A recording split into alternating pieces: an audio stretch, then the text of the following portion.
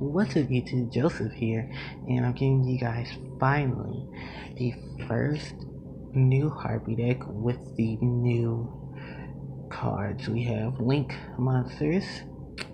Well, I have Link Monsters now, and I can start practicing with the new Link mechanic. I'm going to be redoing 2 videos for the channel. I want to be doing them based off of the combos with Harpies and Links, because now I have Link Monsters. I can show you guys a better perception of the deck and stuff like that.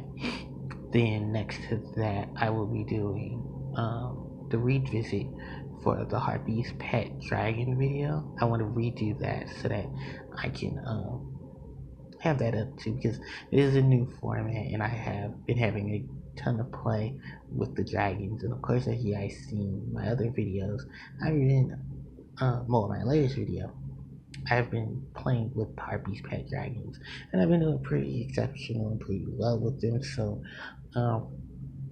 I'm still working out some kinks and stuff like that when it comes to running the baby and the original Harpie's Pet Dragon. So pretty much all 3 dragons now are in my deck, both main and side. Main and extra. So let's get into this deck profile. I know you guys are really excited. So I'll start off with my monster lineup. I think it's pretty simple to say that I'm running the 15 Harpies. Harpie Chandler, as we know, is pretty much Harpie Summoner Month. You pitch a Harpie monster, this is a summon a Harpie monster from your pitch a Harpie card, so summon a Harpie monster from your deck. In defense position, with if you control a dragon, her level changes from 4 to 7, so you have rank 7 plays. With the Link mechanic, of course, you need to go into some pretty awesome Link monsters, and I can't wait till we get a ton of them, especially Firewall Dragon, who is going to be one of the really hot monsters from Coda Duelist. And of course, with Harpie Chandler, you have all your setup with a Link monster that just needs 2 material. So that's Harpie Chandler. 3 Harpie Dancer. She's pretty much here to help deal with back row under Hunting Ground. Her low stats gives under Bottomless. And like I said, she gives additional names, additional monster presence, so you can make some Link plays as well. Harpie Harpist, an essential for a Harpie deck. You can normal summon her to bounce a winged monster on the field back to hand. And a winged beast monster you control back to hand, and a face-up monster your opponent controls back to hand. So disruption plays. Like Scar, when she's in the graveyard during the end phase, in which she was sent to the graveyard that turn, you can add 1 level 4 winged beast with its generalized attack on your deck to your hand. So you can get Harpie Chandler, Harpie Dancer, or any variation of Harpie Lady, except for Cyber Harpie Lady, because she has more than 1500 attack. So, and of course, you can discard her for Harpie Chandler. You can summon her off of Harpie Chandler's effect, so you have even more plays with her. Or just discard her in general with a card effect. Next is Harpie Queen. Pretty much our 19 beater, and you can discard her to add Harpie's Hunting Ground from your deck to your hand. So you get a beater and you get a setup monster for cards like Hysteric Party. So one thing to note, Harpie Queen, Harpie Chandler, and Harpie Dancer are treated as Harpie Lady, whether on the field or in the graveyard. So cards like Elegant Egotist have more targets to use when you activate the special summon. Hysteric Party has more targets, and Hunting Ground pretty much makes them all walking MSTs. So with that all said and done, for my last set, my next set of monsters are Harpie Ladies, and I choose to run 2 Harpie Lady 1 and 1 Cyber Harpie. With the new mechanic and ruling, I think one of the most optional sets is to go either triple Harpie 1 or double Harpie 1 and a Cyber Harpie. You still get a beater at a Cyber Harpie. Harpie 1 gives you the additional attack power that your board can use. Especially in tight situations. And with Hysteric Party, you can get more in plays as well. So I just chose to do this variation. You can do any variation you want, and of course I've even shown the variation for Harpie Lady, in which she can be used to help you make not only link plays, but some pretty awesome exceed plays. It's pretty awesome special summon plays. Note, these monsters are treated as Harpie Lady no matter where they are. If they're on the field, in the graveyard, in your hand, or in the vanish. So, you'll run a set of these Harpie Lady 2, Harpie Lady 3, and the normal monster Harpie Lady do count to this as well. So you cannot go 1, 2, 3 Cyber, which is unfortunate. But yeah. Next, for the Harpie lineup, is not finished. I'm rocking one Harpie's Pet Dragon and one Harpie's Pet Baby Dragon, like I said. I'm getting a lot of play now out of these two just because of how the mechanic has came into fruition, as well as the fact that because you're moving so many cards from what would be the full monster zone, you have relegated to one zone, and you have your main monster zone. So you can now play these monsters efficiently as long as you have the right combos to make with them. Harpie's Pet Baby Dragon accumulates effects for the number of Harpie monsters you control, except for itself. If you control one or more, it becomes the attack target. If you control two or more, its original attack and defense will double, and if you control three or more, you can destroy one card on your opponent's side of the field once a turn. Harpie's Pet Dragon is just here because you can easily make rank 7s with Harpie Chandler. Note, if you control Baby Dragon, Chandler's level does become 7, and it does not change, so you do have to work around that. But that shouldn't be too hard with the number of Harpie cards you have in the deck. And my last monster is, of course, one Maxi, because I needed a filler monster, unfortunately. So, onto the spells. I'm not going to trick a hysteric sign. Sign is pretty much Harvey's best spell. It gets during the end phase, you can get any 3 cards with Harpie in its name that don't share the same name from your deck to your hand. So you punish your hand. Of course, we have a spell in Harpie's Honeyground, Harpie Phoenix Formation, and now we have a trap in the form of Harpie's Featherstorm. We can get any of your Harpie monsters, from Queen to Chandler to Dancer to Harpist and all that. If you activate it, you can add Alien Aegis, so you get even more special summon plays from that. Just note that you cannot discard this and then activate another one to add Ego, because only one of the effects can be activated that turn. Bright side, you get a free pop if you play Hunting Ground and set this, or it's just already activated and you play Harpie Lady. So, all types of benefits from having this card. Next is, I'm running 2 Harpies Hunting Ground because you don't want to run a third one at this point. You want to wait it out. I tend to just side the third one. Pretty much when a Harpie Lady or Sisters is no special summon, the conductor selects one of the summon, selects one spell or trap on the field, and destroys that card. Like I said, Queen, Chandler, Dancer, and Harpist are a Harpie Lady while they're on the field and graveyard, so they become pretty much mobile MSTs. When you beat monsters that are on the field, gain 200 attack and defense. So even more of a bonus. You can search this with Harpie Queen, or if you need to, you can search it with Hysteric Sign. So that's Hunting Ground. One Elegant Egotist, and I figure because of the fact a lot of us are going back to the 1-up because we have 3 sign, we can search for it. I'm not running Monk, so there isn't a need to rapidly discard it or rapidly have it searched out. So there isn't a need for 2. And your main targets pretty much are any monster that is treated as Harpie Lady, no matter where she is. But you do have Queen, Chandler, Dancer, and Harpist, who are Harpie Lady right on the field, so this card becomes even more useful. And maybe later on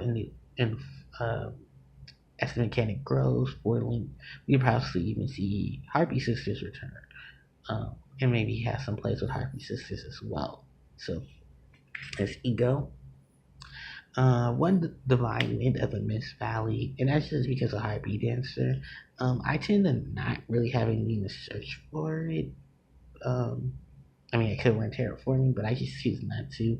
I just like the fact that it's just a 1-up, and I can bounce Dancer, put another Harpie on board, or put a Dancer back on board, and then just keep going with special summon plays. And because I'm running Pet baby pet dragon, have an easier target to search for, or well, initiate special summon.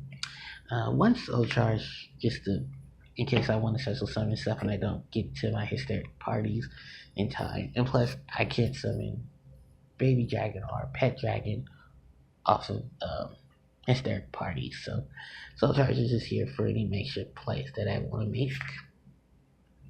One Raigeki and one dark hole just for board clearance. For my traps, of course, I'm running the triple Harpie's Feather Storm. To negate my opponent's monster effects is very crucial in this game with Harpies, especially when you deal with stuff like True Kings and you're dealing with stuff like Zodiac Beast. I know the Tricksters will probably be coming issues, so having Feather Storm in the game for Harpies is a really essential card. Note that if you can draw a Harpie monster, you can play this card from your hand.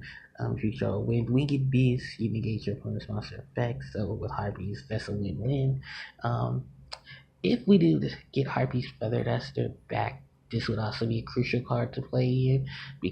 Play even more because when it's destroyed by your opponent's card effect while in the cell trap zone, you can add Harpie's Feather Duster from your deck or your graveyard to your hand. So even more awesome plays with this.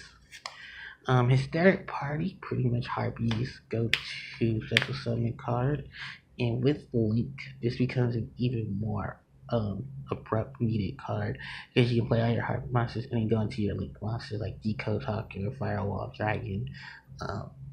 If you're running vanilla Harpie, you can go into Link Spider for I guess that one extra spot if you really need it. But yeah, you get a lot of tons of stuff out of this, and of course, Queen, Chandler, Dancer, all Harpie, Lady Water, and extra deck. I mean, on graveyard field, so you get multiple targets off of this card to summon, and of course you can discard Harpie Harpist or Hysteric Sign to really get this card going, and then have searches during the phase to replenish your hand. So that's Hysteric Party. I'm still rocking 2 anti-spell fragrance because dealing with the a deck that surpluses in spells or has to rely on massive spell usage, Harpies can easily deal with anti-spell and combine it with Harpies Hunting Ground so you can force your opponent to set those cards and then you just pop them respectively so you can get them out the way. Or with Lightning Chidori, you can send them back to the deck if they're face down. So awesome card. We have 2 calls on it. Like I said, I was debating on taking out Soul Charge and probably putting in another spell, but call pretty much also does what it does. I can get back in my Harpies if I don't want to use my party, or I can get my dragons back and use them up for their effects. So 2 call, and then my last 2 are Solemn Warning and Torrential Tribute. So that's my main deck. For my extra, let's talk about the Decode Talkers. So I'm running 2 Decode Talker, and that's just because Harpies is one of those decks that like to search something from an extra deck. I do like the fact that whatever cards Decode Talker is pointing at, whatever zones Decode Talker is pointing at, the monsters in it give him additional attack, and he can use his quick effect to negate stuff. So really like that with Harpie, you can easily make it because you have all this access to massive summon. So this is really good, essentially generic card. Like I said, I know Firewall Dragon can also be even more sufficient generic card when Coder Duelist comes out. So I'm rocking the 2 Decode Talkers. Same thing matches, of course. 2 Phantasmal Dragon. Even though we have the 1 extra monster zone, if you can get into Phantasmal, you have some awesome defense. And of course, you have tons of plays with Harpie monsters. With Phantasmal Dragon, he can attack your opponent directly, detach material. During the invade isn't a bad thing, but yeah, he can attack directly. She can protect your Harpie monsters from being targeted by card effects and by battle. Of course, if you control multiple Harpie ones, she'll be like 2900 or 2600, depending on how many you run, and she can smack at your opponent for some massive damage. massive direct damage, I should say, because she can't attack directly. So that's why I run two. Two lightning Chidori as a staple wind card. I know a lot of these cards are gonna probably go back to one ups just because of that's like Deco Talker and stuff. But just for right now, I'm running doubles just in case. So the double lightning Chidori combos well with the Harpie setups, anti-spell, sending spells to the bottom of the deck, and detaching once a turn to send face-up cards around controls to the top of the deck. So similar to him is Castell, although Castell needs to two. Castell sends stuff back as well, or Castell can book something for one, and Chidori can come into play and spin that card to the bottom of the deck. He gains 200 attack from Hunting Ground, 300 attack from Harpie Lady 1. So all around universal. Next is Ice Beast Zero Fine. Pretty much, she can attach material from herself, negate all face-up cards your opponent controls. For each face-up card on the board, she'll gain 300 attack till your next standby phase, and those cards that your opponent controls that were face up when she activated her effect are negated till your next standby phase. So even more wins. Plus, she uses two level 4 winged beasts, so that's not hard with Harpies because they're all winged. If you're not a Jack, the Harpies pets, you're pretty much easy and accessible to her. I'm running one Dinosaur Emerald because I'm not running Jar Average in the main deck, so yeah, I put this in if I'm playing Harpie Lady, the vanilla. Of course, I have an even more place with her. I have one XYZ Rebellion Dragon, just to spot out monsters and swing at stuff. Card Gorgon, the anti-luminescent knight, to redirect card effects, so I can protect cards that are being targeted, and sometimes I'll make him the target of card effects so that I can protect my cards as well, or blow up my opponent's stuff with Honeyground. So I'm running one Red Eyes Flare Metal Dragon because I'm running Harpie's Pet. I was thinking of running Draco Sack as well. So I have the Draco Sack, the Red Eyes, and the next monster to talk about. Just for my rank 7 plays, I'm running Call, so even more sufficient. And Red Eyes can burn every time my opponent activates a card and resolves while he's on the field. So, and we have material, he can't be destroyed by card effects. So, even more of a standalone monster.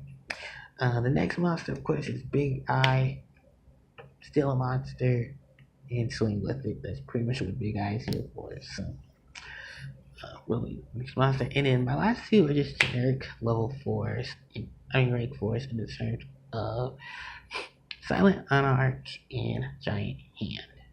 So that's pretty much it for this deck profile, you guys. I hope you all enjoyed. Don't worry, I will get back to you guys with any update versions of this that can be off the top of my head now that I have all the pieces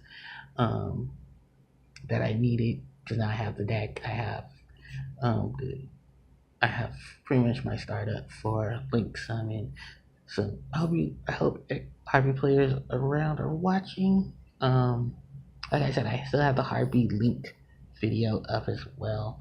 And I'll get back to you guys as soon as I can with some more update videos and stuff like that. So till next time, you guys, this is HBJ signing out. Take care.